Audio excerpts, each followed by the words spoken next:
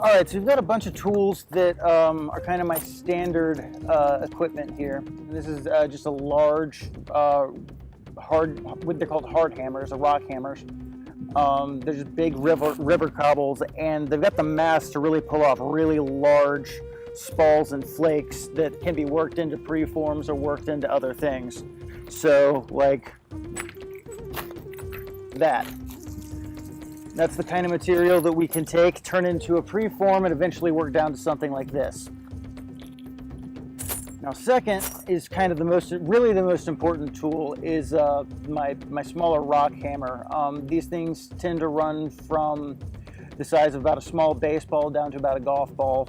And these things are important not just for removing material, but they're also for abrading the edge of your taking off kind of your biface.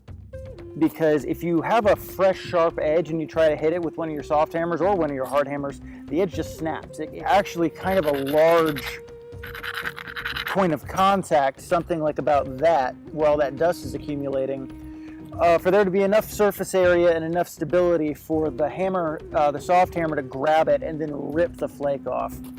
And that brings me to my soft hammers. This is a piece of elk antler that has kind of the tines worked off, and here's kind of the business end of it right here. And it's a little lighter.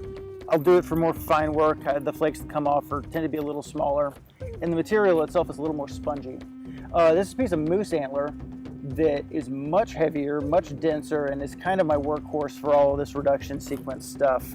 It's got enough weight to it on its own that I don't have to slam on it like I would with a piece like this or a piece of deer antler. Then we've got a couple of pressure flaking tools. This one's just a piece of elk antler. This is used for pressure flaking, and we'll also use something like this only here for notching later. Concept is identical to the percussion with pressure flaking. You just get a good spot and you just push flakes off.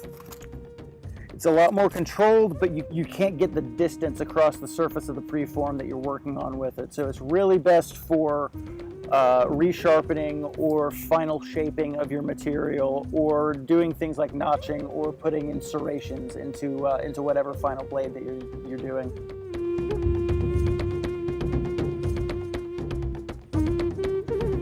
And essentially what we're going to want to do is we've got this big turtle back going on here, and we need to be removing flakes in this kind of direction and this direction along this ridge in order to try to get rid of that and get this piece worked down into more of a flattened piece. So the first thing I'm going to do is start grinding all the edges down so that I don't, one, cut myself on them, but two, so that I have good striking platforms to start removing flakes.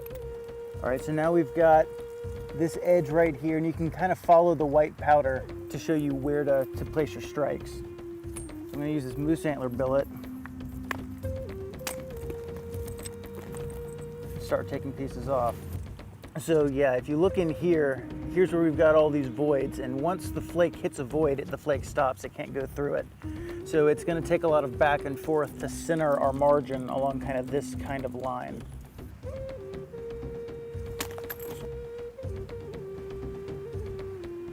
So we just had this strike point right here, and this one actually was a little more effective than I intended it to be, but if you see there, it just pulled off all of that. So now we've got an almost completely flat surface to start working into a preform. Got rid of that turtleback.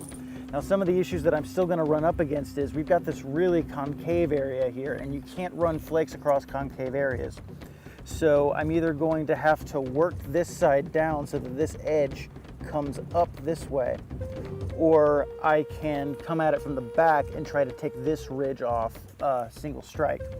All right, yeah, so there's our spot. I'm going to use my little finger here to kind of support that ridge so that there's not as much shock as the flake is traveling down. So now that's moved the ridge that we want to work over to the side a little bit, and basically what you do is you just keep working down that edge until you've got the whole thing kind of a uniform convex shape, then this kind of weird jagged looking thing here.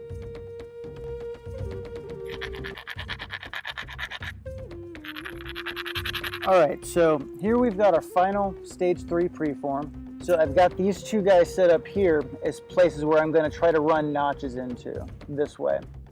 So I'm going to start off with this really tiny antler tine.